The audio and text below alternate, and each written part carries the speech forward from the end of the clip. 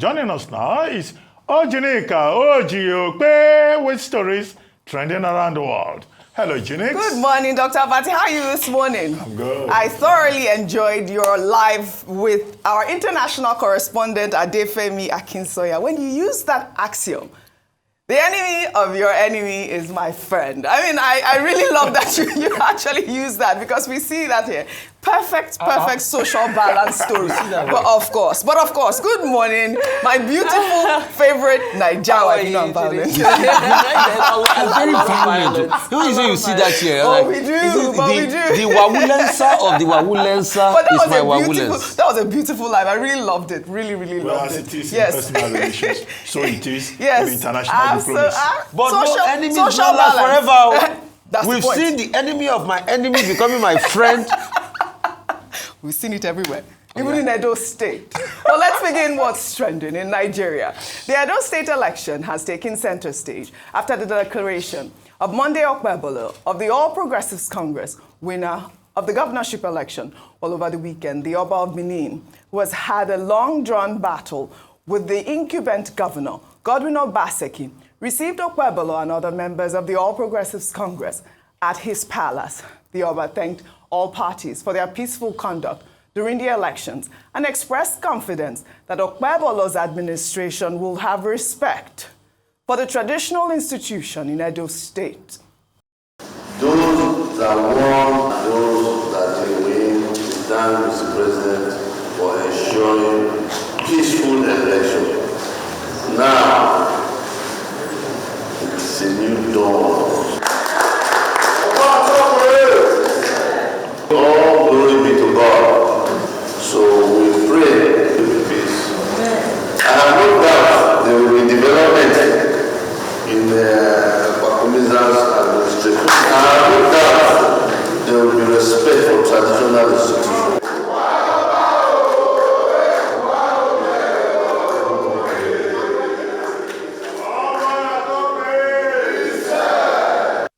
All right, the Oba of Benin here has shown that he's a true father of the state. Yesterday, we showed a video where he, was dancing when he received the artifacts. I mean, we thought it was a video of the celebration, which you can see there. There was celebration at the Oba's palace yesterday when the APC members, went to pay him a courtesy visit after their victory. But, like I said earlier, Dr. Abati, there's been that long-drawn battle between the Oba of Benin and Obaseki because of the stolen artifacts back in the 1800s where a palace was looted. And Obaseki actually wanted, by the British, I know you have to emphasize that, yes. By the British. Yes. Obaseki wants those artifacts in some sort of transformational museum. But you know that the royal palace, and they have the royal museum, the Oba wants the artifacts in the Royal Museum. So they've had that, long-drawn battle. But also,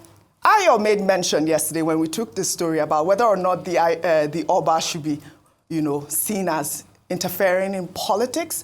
We have seen that he has tried to put some calm in the political rancor in Edo State.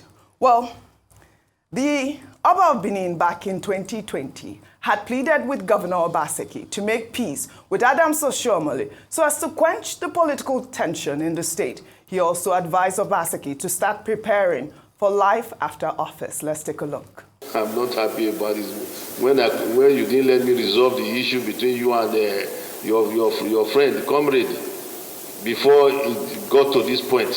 If we had done it that time, everything would have been, we would not be sitting here, and everything would have been smoother than this. Let us resolve it when it was still coming up, when it was still brewing, quietly. It will be good for you to look beyond your office, because you are not going to be there all the time. It's good to look beyond. You see the elder statesman there, Chief Odigi Oyegu, was once a governor. He's not anymore now. Everybody knows that it's transient. Everybody knows.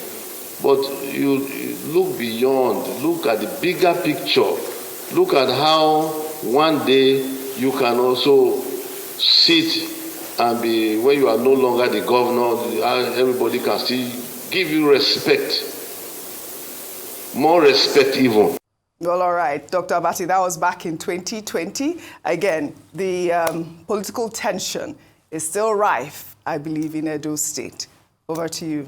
Okay, just a number of general comments. The first is to say that the reverse tool of Benin, is not involved in politics. All the things that the Oba II Ogidigan has said, it's just by way of the father. He is the representative of the ancestors. Yes. He's the father of the kingdom, advising his children, whatever political party that they may belong to. And in one instance, we saw the APC people going to say, well, Oba Okpe, this is the man that has been declared winner of the election. Everyone goes to the Oba's palace to pay homage. Even when we're in government, all the way from Abuja, presidents will go to the Benin palace just to go and pay homage. And the Oba is not directly involved in politics. Even when the APC went there on the victory parade, he told them, you saw the advice that he gave. And when Senator Oshiomole was trying to give a certain narrative, he corrected Senator Oshiomole immediately. He's saying, please don't misrepresent me. That's not what I said. Now, in this other video that has been shown, again, the Oba was advising Governor Obaseki that, look, this position you are occupying is a transient position. We all know that power is transient. Now, one day you will not be there. He pointed to Chief John Odige Oyegun, who was a very senior person in government, PAMSEC, before he became governor, a distinguished person. Today, he's a senior statesman in the country and in Edo Kingdom. So he said, be like him. Now, that advice that Oba II gave, the moment of reckoning has arrived. Obaseki is no longer going to be a governor when he hands over. But he will still be a subject of the Oba of Benin and a member of the kingdom. The third point is that we should advise politicians not to try to use the reverse tool of Benin for purposes of their own validation. So I don't think that the palace itself would like that, for politicians to be using style, to use what Oba said. They went to visit Oba to validate the outcome of the September 21 election. We should separate traditions from politics. It was in the First Republic that traditional rulers were in the House of Chiefs and they were actively constitutionally recognized as persons involved in politics. But that is not the reality today. But I know that all of us are from communities, we are from kingdoms. We would like to use whatever we have to validate ourselves. But I don't think that Benin's tool, is that, enthusiastic about getting involved in politics. Some people have even said, oh, Obaseki fought the Oba, he took the Oba to court.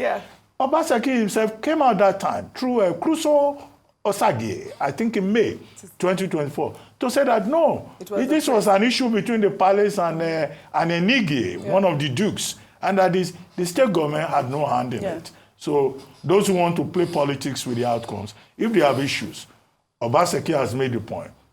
Go through due process. Or rather, we will meet in court. Well, one thing I took away from the Oba's statement there was the fact that he said Okpebolo's administration will have respect for the traditional institution. I mean, I think that is a direct message to Okpebolo, because obviously the Edo traditional institution, like I believe Ayo, she's from Edo State, she said that the people always listen to what the Oba says. Yesterday, we talked about, the Oba dancing, if we have that video, where he was dancing in front of, at his palace with those stools. That video, again, was when he received the artifacts. Wasn't the video of the celebration by the APC members at his palace. But obviously, Rufai, you know that in the same vein, we've been talking about the APC. I want to talk about the governorship candidate of the Labour Party, Olumide Akpata, who was on our nightly news program, Primetime, yesterday. He alleged vote buying and manipulation of results during the election. He claimed that the election was a transaction. Let's take a look. So one was also taken aback by the level of vote buying that took place on Saturday, openly, in such a brazen manner, all across the state. And So that is why I say it wasn't an election, it was a transaction.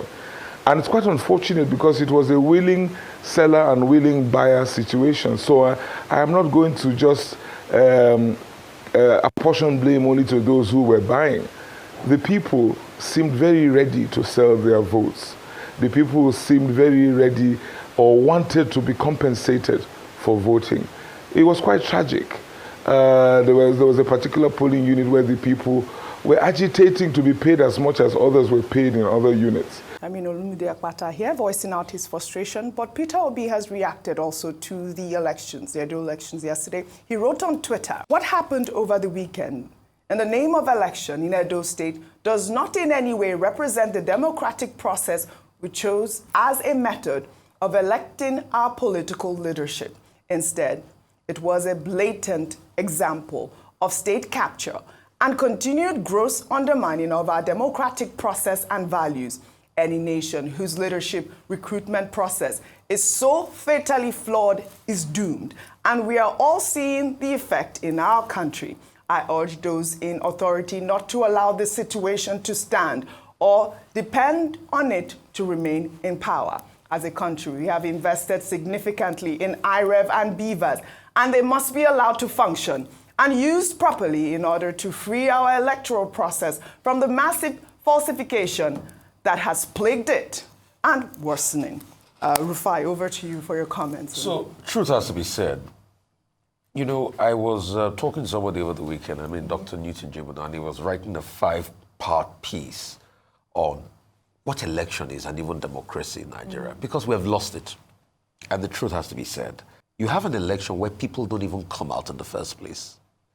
So the Edo election in the first place is a failure, because if you have 2.2 million people that registered to vote and 2.2 million had their PVC, and less than 600,000 determined who will be the governor.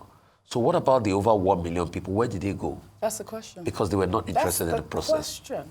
Secondly, the people that came out, the willingness, and you see, underline what Olumide Akpata said, the willingness to be able to sell their vote is a reflection that a lot of Nigerians, most Nigerians now have what we call Stockholm Syndrome, where they love their oppressors and they are content about getting those 10,000 naira against their future, so they can sell their future for you for pittance. And that's what we should really talk about. Because in the 2023 election, this was the exact same thing that happened. When they blame the government and say, okay, people manipulated, most Nigerians too didn't come out to vote in 2023.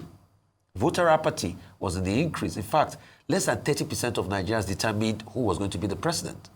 So when we blame INEC and IREV and all of that, the truth is, what about those that were supposed to come out to vote? It shows that largely people are disgruntled. The few people that are coming out will sell their future for 10, 15,000 naira. And you see, you can't build a nation that way. Let me tell you what will happen in a couple of years. The anarchy will deepen. Those that capture state that can use money would rule the country. So anywhere you get money from, be it a drug baron or anything, you'll capture the state, the essence of the state.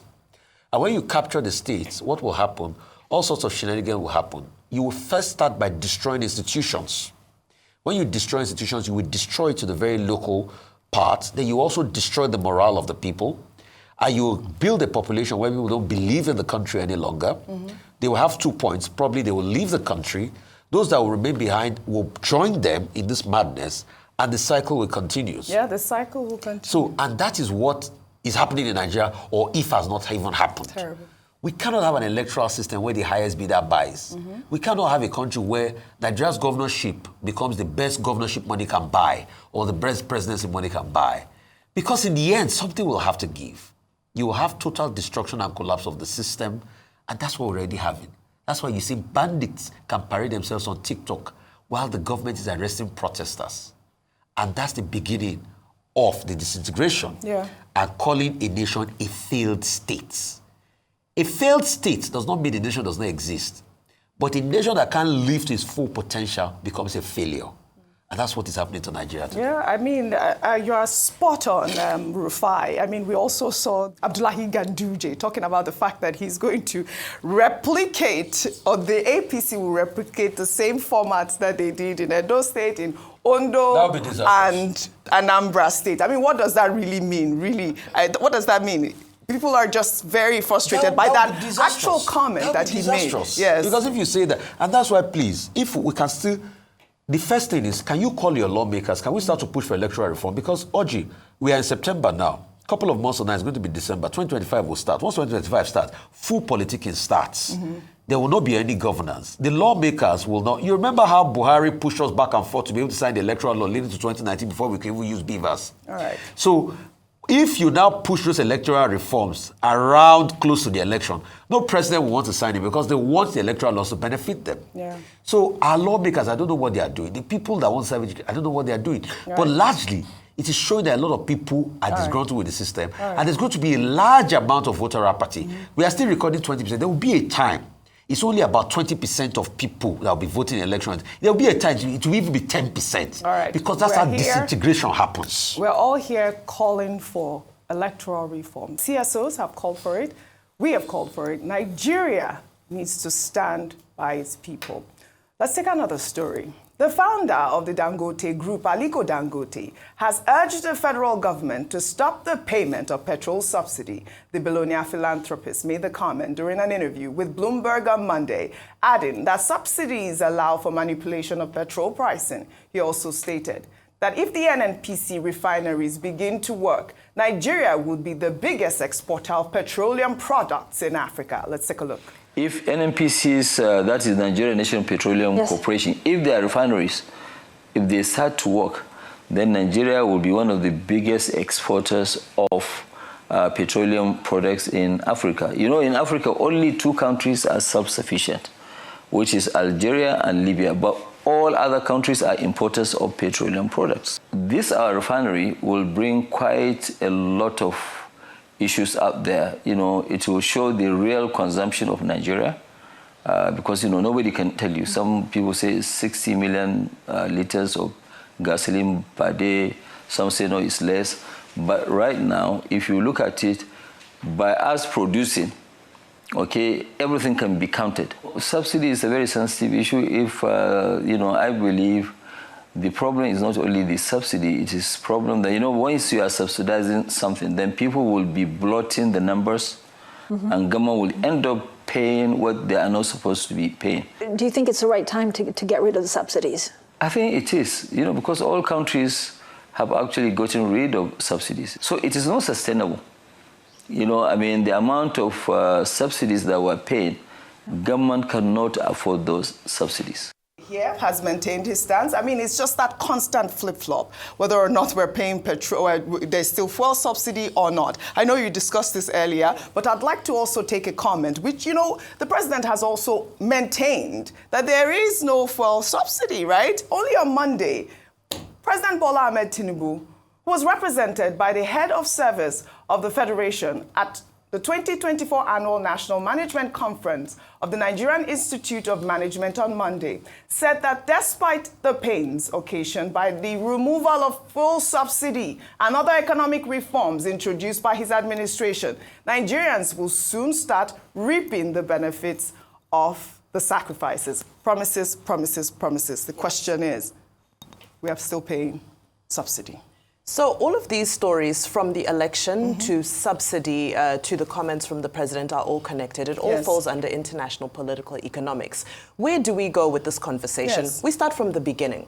Democracy is similar to English, is a concept that came on a boat. Now, when that concept came on a boat from those who brought it to us, there are some foundational issues that were not addressed. So we're now trying to transplant a system that... We had democracy in older empire. Well, in its modern state. In its modern state. So we're now trying to transplant a system that was created after industrialization, economic empowerment. Several processes happened before many of the states internationally were able to fully consummate and appreciate the meaning of this concept of democracy. You cannot expect a person on an empty stomach to vote using wisdom or using sensibility. Let's look at some of the literacy rates around. We're wanting people to engage in meaningful debate about policies and issues. The candidates themselves are not engaging in debate about policies and Good issues. point. So at the Very end of the good day, point, yeah. there's conversation about, with the candidate of the APC, there was a narrative about his, his ability to communicate in the English language and so forth. And you ask yourself, well, maybe the people who are ready to accept whatever he's offering, whether it be in the allegation of vote buying or whether it be in the sense of how he communicates, maybe they're quite happy with what they have. What it all comes down to the fact that we haven't built the welfare state. The welfare state is the part of economics and politics and governance that looks after the people, that looks after subsidies in healthcare, subsidies in petroleum, subsidies in education, subsidies. So until we've gotten all of that right, we can't rush and frog leap to the free market economy and suddenly say that everything should be competitive when we haven't raised our people up to a certain standard where they will be able to function in such a society. Well said, our favorite Niger wife. I'm just going to take from your cue there. We have not raised the people in our society to that standard. Only today, yesterday, someone sent me this video of the Deputy Governor of Ebonyi State, Patricia Obilia, captured in a now viral video sharing 1,000 naira notes to commercial motorcyclists and physically challenged persons. Let's take a look. Strong, I'll be your friend. I'll help you carry on. It won't be long till I'm gonna need. What is the meaning of this, Dr. Abati, really? Well, this is the problem with when you run a palliatives economy, when you run a handout economy, and then you fall short. What Nigerians need at both the national level and the subnational level is for this economy to become productive and put people to work. Not for people to be given rice, to be given millet, to be given 1,000 naira. It won't take them far. To have a decent meal, I'm told you will need to spend at least 1,500. 1,300 to 5,000. By the end of the day, you will need about 5,000 naira. 1,000 naira, doling it out to how many people, out of what population. So it's a handout economy. And we see people reproducing this. We need to pivot away from that. President Tinubu, like Kestama, says we must go through pain before we begin to enjoy. But when are we going to start enjoying? This is a challenge. He said soon. I thought that was not a very good video to see. The popular novel, Les Miserables, is apt for what is happening in Nigeria. Unfortunate. Les Miserables. Unfortunate. Exactly what is going on in Les Miserables. Should we take our final story in the United Kingdom? When Nigerian Afrobeats musician Asake sold out his show at London's 20,000 capacity O2 Arena for the second time, British actor Idris Elba presented Asake with the sold-out plaque for his new feat. The 29-year-old artist now joins the likes of Wizkid and Davido to have a sold-out O2 Arena concert more than once. Let's take a look.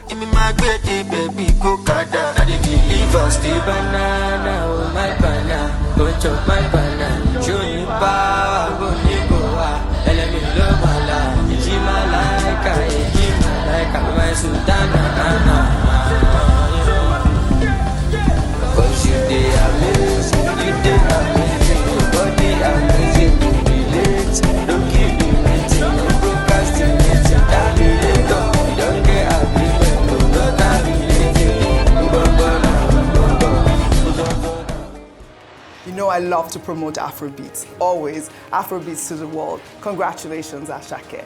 Well, I'd love to thank you all for your great analysis, as always, on What's Trending. Well, that's all I have for you guys on What's Trending today. I'll see you all tomorrow.